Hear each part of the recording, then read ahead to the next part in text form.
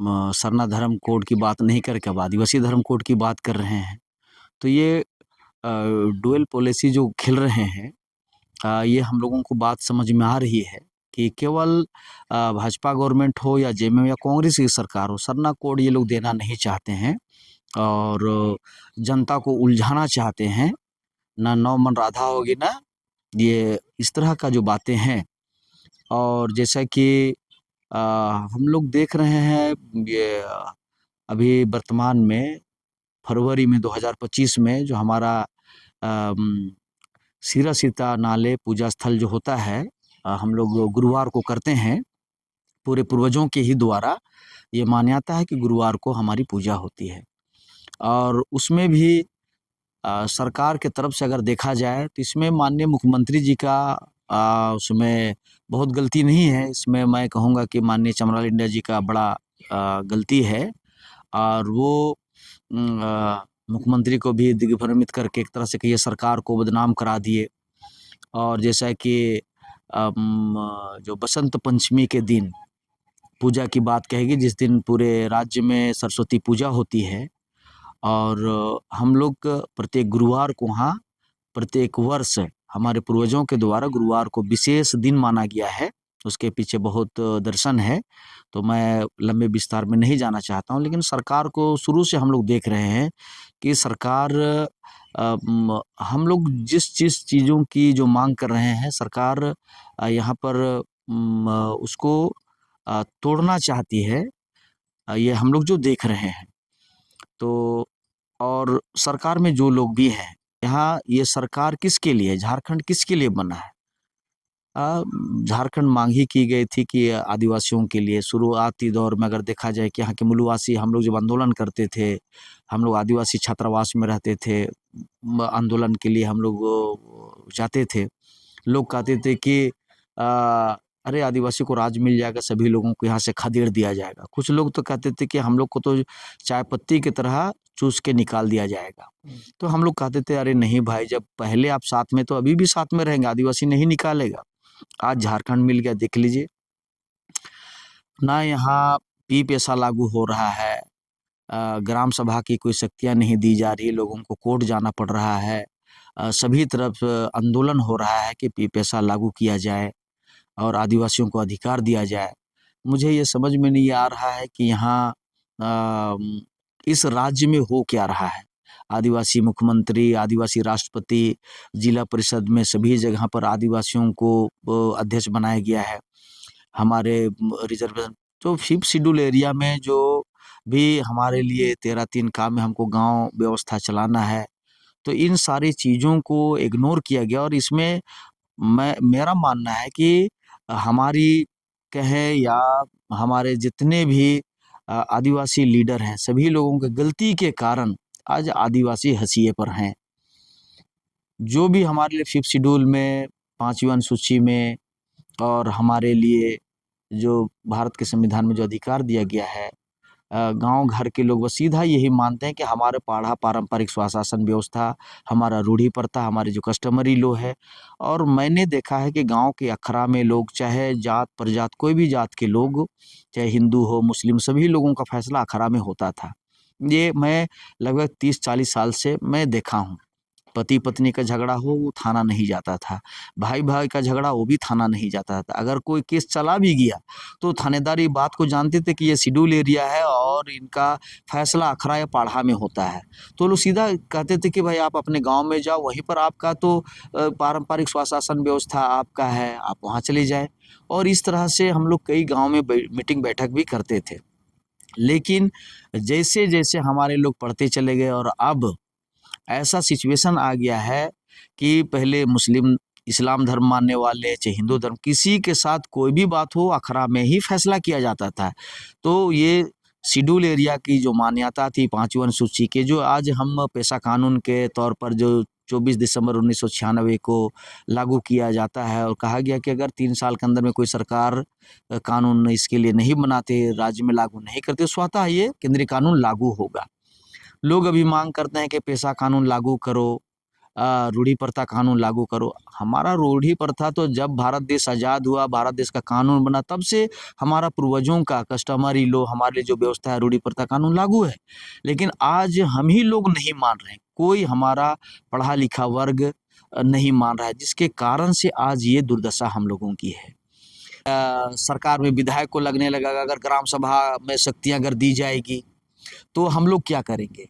वह बालू घाट हो, चाहे पत्थर लीज हो, चाहे कोयला, सारे चीज़ों का अधिकार जो उसके अंदर में आ गया था कि वहाँ ग्राम सभा उसको तय करेगा। और इसलिए आज आप देख लीजिए, पिछले बार हम लोग पिछले सरकार में जब हेमंत सोरेन जी थे तो हम लोग ट्राइबल ड्रीम्स के नाम पर हम लोगों ने जो भी सरकारी जो मान्यता है, डिमांड है बालू घाट लेने के लिए, हमारा जो कोऑपरेटिव है आदिवासी कोऑपरेटिव, नियम में है कि आदिवासी कोऑपरेटिव के लिए बाजार हाट का अगर डिमांड करता है उसको देना है, पत्थर लीज की मांग करता हो, बालू घाट की जो भी करता हो, हम लोगों ने डिमांड किया था। लेकिन उस समय हेमंत सोरेन जी की सरकार थी, हमारी एक नहीं सुनी गई। हम लोग 50 लाख रुपया हम लोग जमा किए थे, उनका जो डिमांड ड्राफ्ट था वो कोरम हम लोगों ने पूरा किया था, लेकिन बॉम्बे के ठेकेदारों को बालू बेच दिया गया। अभी भी सरकार ऐसा ही चल रहा है।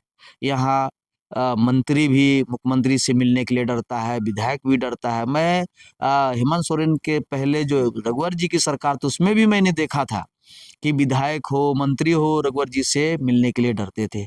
आज हाँ, सब अपने पॉकेट भरने के लिए, चाहे कोई मंत्री हो, कोई विधायक हो, सबका ये है कि अपना खेती 5 साल का आ गया है। तो यहाँ जनता, चाहे केंद्र की सरकार हो, यहाँ की सरकार, जनता को जागना होगा। और मैं इसीलिए अपने सरना धर्म की बात करता हूँ। और जैसे सिरम टोली में जिस तरह से सरकार हेमंत सोरेन ने सरना धर्मावलंबियों का अपमान किया है, हम सबों को उन्होंने धोखा दिया है एक तरह से, लेकिन उसका परिणाम उनको मिलेगा। जनता जाग चुकी है और जनता के अंदर पूरे देश में हेमंत सोरेन जी की इस सरना को लेके छी थू हो रही है। और जमीन का जो है, चाहे वो मुंडई हो, महतवई हो, डाली कतार हो, इस तरह का जमीन अभी भारी मात्रा में पूरा लूटम लूट हुआ है। हमारा सामाजिक व्यवस्था चरमरा गया है। और आज हिंदू संगठन देख लीजिए, ईसाई संगठन को देख लीजिए, मुस्लिम संगठन, सभी धर्मों का संगठन को देख लीजिए। मैं अकेला, हमारे बहुत सारे संगठन सरना समाज के अंदर में काम कर रहे हैं, लेकिन वो हर जगह जो हमारा आदिवासियों का जो सामाजिक व्यवस्था का नाम क्या है, पाढ़ा। उरांवों के बीच में पाढ़ा है, राजी पाढ़ा, हमारे मुंडाओं के बीच में मानकी मुंडा, संथालों के बीच में माझी परगना, है ना, और इधर डोकलो सोहर। तो इस तरह से हमारा जो सामाजिक व्यवस्था जो बना है, जो हमारा ही जो सामाजिक व्यवस्था को हम जिस अखरा से चलाते हैं, वहाँ हमारी जो माझी तान से हम जो चलाते हैं, वो सामाजिक व्यवस्था को कौन तोड़ रहा है। जो हिंदू धर्म में हमारे 5 भाई में 2 भाई हिंदू धर्म में चले गए हैं, जो आज राष्ट्रीय जनजाति सुरक्षा मंच, जो आरएसएस और भाजपा से गाइड होते हैं और जो वनवासी कल्याण केंद्र से गाइड होते हैं, उनके द्वारा कहा जाता है मैं कट्टर हिंदू हूँ। उनके द्वारा कहा जाता है कि सरना धर्म कोड की कोई जरूरत नहीं, हम लोग सभी लोग हिंदू हैं, पूरे देश के आदिवासी हिंदू हैं। तो हमारा इसमें कहना है कि भाई हम आदिवासी कस्टमरी लॉ से गाइड होते हैं। मैं कहना चाहता हूँ आपके चैनल के माध्यम से अभी हमारे सभी लोगों को, बहुत सारे लोग कह रहे हैं कि नहीं ऐसा हो जाएगा तो क्रिश्चियन आ जाएगा, वैसा हो जाएगा तो फलना आ जाएगा।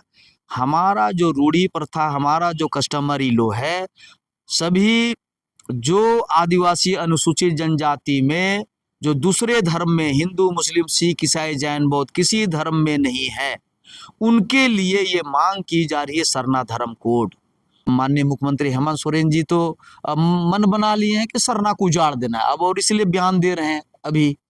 अभी परसों का मैंने जो अखबार में पढ़ा कि अब वो सरना नहीं, अब आदिवासी कोड चाहते हैं।